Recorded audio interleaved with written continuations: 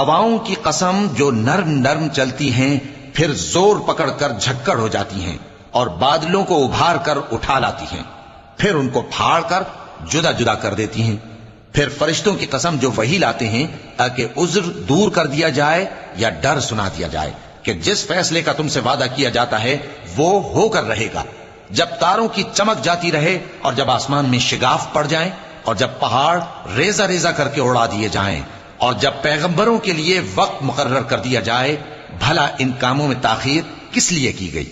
فیصلے کے دن کے لیے، اور تمہیں کیا خبر کہ فیصلے کا دن کیا ہے؟ اس دن جھٹلانے والوں کے لیے خرابی ہوگی۔ کیا ہم نے پہلے لوگوں کو ہلاک نہیں کر ڈالا تھا؟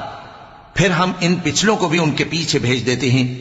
ہم گناہگاروں کے ساتھ ایسا ہی کیا کرتے ہیں۔